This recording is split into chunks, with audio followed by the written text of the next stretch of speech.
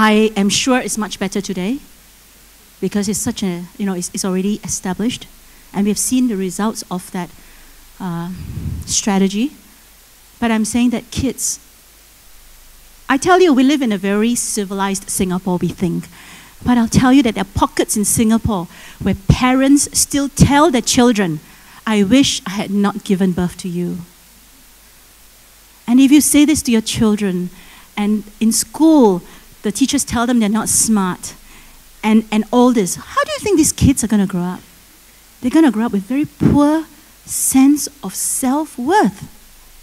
And that's where all the trouble can start. Do you know what I'm saying to you? So parents, we need to cheer our children on. We need to work on their self-esteem. I don't want us to go the other extreme of the Americans because, lately there's, I will tell you, my son is dyslexic. Meaning he cannot read well, he does not spell well. When he was in primary 1, he failed his English and everything. And that's when we tested him, we found out he was a dyslexic child. That means somewhere up there in the, brain cells or the connections, he just missed some things, all right? So he's not good at spelling. Till today, he's almost 16, he can't spell well. But the wonders of spell check. So he still survives, yeah? But I'm saying that when he was primary 1, and we found out he was dyslexic, the question is, what do we do with a child? Do we, do I leave him alone? No, I can't as a parent leave him alone. And I was very lucky to have a doctor who at that point in time decided that this child cannot stay in a mainstream school. He has to go to a special school only, as in like not a mainstream Singapore school. So I'll tell you today that my son is in an American school by virtue of a very hard track to get out. You know Singaporeans don't get out, right? So it was hard for me to get him there, but I got him out eventually. But I'll tell you that the doctor said that if your child stayed in local mainstream school, what will happen to him is he will go through primary 1 to primary 6 because you promote automatically. But by the time he gets to primary 6, PSLE, he'll probably go to normal tech even, yeah, because he can't spell, normal tech, because we put so much emphasis on English. And then after that, ITE. But the saving grace for my son is that his IQ is top 1%. And because of that, the doctor works very hard to convince MOE that this child should go to an international school where they have the facilities and the resources to help him. And I'll tell you that today my son he's a budding scientist. He loves science and nano-robotics and everything, yeah? Because over there, their style is different. They really helped him in many, many, many ways. But from young, I would tell Jonathan, never allow the dyslexia to be an excuse not to be anything. You know what I mean? Never allow dyslexia to be the reason for not doing anything great in your life. And so therefore that has never been his reason if he fails in anything. We need to work on our children's self-esteem. And the reason why I had to take him out as well was because I'll tell you, children, not just children, sorry, I think parents, we label too quickly. And this is a true story because Jonathan was sent to the LSP, right? In primary 1 because he failed his English, so he went to the Learning Support Program. Teachers, you know about that, right? LSP, Learning Support Program. So every day, some teacher will come to his class, Jonathan Ong, then they'll pick him up, send him to another class of 7 kids just doing phonics, yes? And one day, about 2 weeks into the program, one of his normal classmates, yeah, come to him and say, hey, Jonathan, I told my mother you're in LSP. And you know what my mother say? It means that Jonathan is a lousy and stupid person. Who said that to the child? The mother said that to the child. So, because I worry about his self-esteem, if every day you are made to feel different, then his self-esteem will suffer. And I feel that you really have to work on your child's self-esteem. Every one of you is responsible for increasing the self-esteem of your child. But like I say, not to the other extreme of the American, because the Americans, they praise everything. Anything that a child does, not very smart, also, oh, wonderful kid, well done, You will notice that when you watch American Idol auditions, right? All these people will come and sing, and they sing badly, so badly. And then after that, they get kicked out. Simon Cowell gave a really stinging critique of that, and they come out crying, says, but all my life, my mom has said I'm such a great singer. But that's just it. They have gone the other extreme of praising everything. So we need to strike a balance somewhere. Yep. how to praise our kids to raise their self-esteem. Now, every day, I just want to share with you some very simple tips, all right? Now, this one is very important. If we want to be motivating parents, all right, we know that every day we interact with our children, every day we interact with the people around us, we just need to apply the 3 key principles for interaction that every single one of us know is commonsensical. We know about this, but we always forget, all right? So I want to just spell it out so that we will always remember these 3 key principles. Key principle number 1 is that we must maintain or enhance the self-esteem of our child, yes? Or the person that you're interacting with. It need not be your child, it could be your spouse. Sometimes we forget that the spouse is a critical person in the whole scheme of things in family. And I always tell others, and I believe it so myself, that if you were to ask me, who do you love more, your husband or your children? I'll say I have to love my husband first. Because the greatest gift you can give to your children is to love their father or their mother. That's all. They're looking at us, all right? So, you need to be sincere, we need to be attentive, we need to be specific in behavior. Look, if we want to praise somebody, don't keep saying, girl, very good, very good. Well done, girl, keep it up. Well, after a while, this girl will ask, Mom, what did I do well? Because to her, it's like, what? Are you a 3-minute manager? Keep patting my back, but I don't know why I'm doing well. I tell you, there's great value in labeling a child. If you tell the child, you know, I know you're very hardworking, you know, I know that you are very obedient, you always listen to mommy, you know what? They will strive to keep up to that label. But if you tell the child, you're very lazy. Mommy always think I'm lazy, so never mind, I better be lazy, you know. Even if I'm hardworking, she also don't believe it. Is that true? Right? Mommy never say you're lazy, right? And you're not lazy boy, thank you. What I'm saying is this, positive labeling of children is very important. When we want to praise a child or anyone, we want to be specific. You say, Mary, you know, that day when your friend needed help and she called you and she asked about this and you spent time to explain it over the phone to her. You spent like 10 minutes and I saw that you were missing your program, you know, on TV because you wanted to help your friend. I thought that was very good. You are being a very good friend. Now, that is specific. You are actually relating an incident to your child and then he knows, oh, this is what I did well. And because of that, he will repeat that kind of behavior because you have been specific in actually telling him what he did good. Yes? So, we need to be specific so that we are sincere and then we are attentive to the child. Key principle number 2 is that of listening and responding with empathy. All right? The art of listening.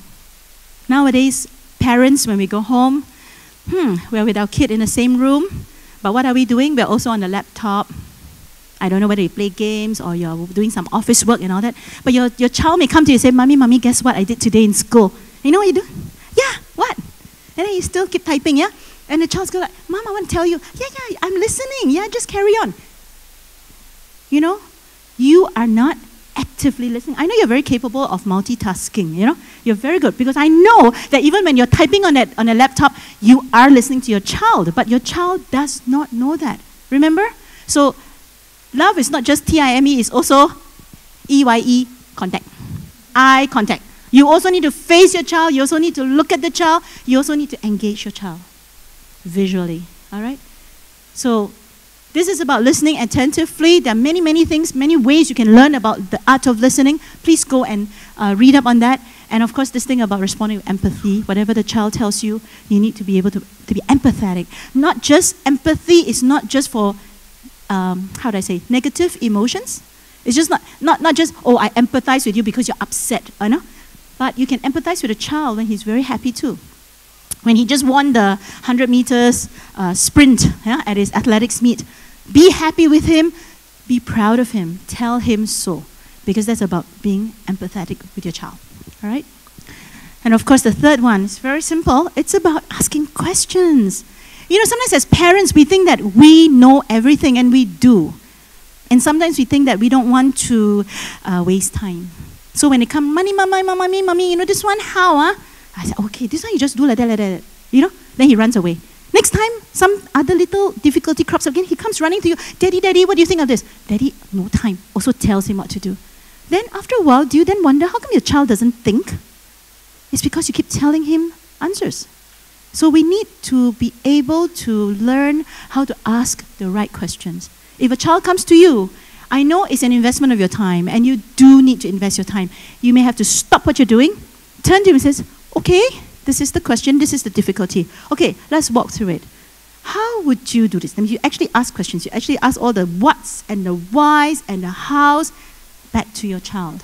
And you let the child come with the answer because they do have answers. Then you lead them on. You lead them, you know. So it is an investment of your time, but I'll tell you, it's really time well worth spending with them. Because by asking your children questions, you are also showing that you're interested in his opinion, and in that way you are also doing key principle number 1, which is that you are enhancing his self-esteem. Mommy thinks highly of you. That's why I'm asking you, what would you do in this situation? I don't have to give you all the answers. You have the answers. And they should know, okay? Sorry, my time is running short. Okay. This one I will not do because, actually this one I will just show you, okay? Because as parents, this is very straightforward. The 3 V's, okay? Now I stand before you, all right, for the last 45 minutes, and I've spoken to you for 45 minutes. Am I credible to you? You are judging me. You are judging how credible I am, how much you want to believe of me based on the 3 V's. And the 3 V's are that of verbal, what I actually say, the words I actually say, the vocal, which is how I say it, my tone of voice, you know, when I pause, how loud, how fast I go, that's the vocal component of speech. And then there's the visual, which is whether I engage you, whether I look at you, my body language, my facial my hand gestures, my facial, whatever. If I were to ask you, tell me, all right, what is the component? That means if I were to add up to 100%, what weightage would be given to each of these V's in deciding whether you believe that person or not? And for us, I suppose we want to think, whether I engage my children or my spouse or the people around me in the social arena, whatever I say face to face, how much weightage do you give to the verbal, the actual content? How much weightage do I give to the vocal component? And how much weightage to the visual? You know, how I look when I'm saying it. Can I ask somebody to try and help me here? What do you think is the percentage, ma'am? I add up to 100%. Verbal will be 50%. 50. Then vocal and visual 25% each. Okay, so this ma'am says it is 50% for verbal, 25% for vocal, and visual another 25%. Thank you very much. You tell me, what do you think? I think the vocal and the visual are more important. I think maybe 40% each for vocal and visual. The verbal part, the content part, just 20%. Yeah. Okay, so you hear another view, 20% for verbal, and 40% for vocal, 40% for visual. All right, so we've got quite extremes, yeah? Let me tell you that this, I gotta go further in. The results of this very, very large study, large scale, all of you may know of this. Doesn't work anymore.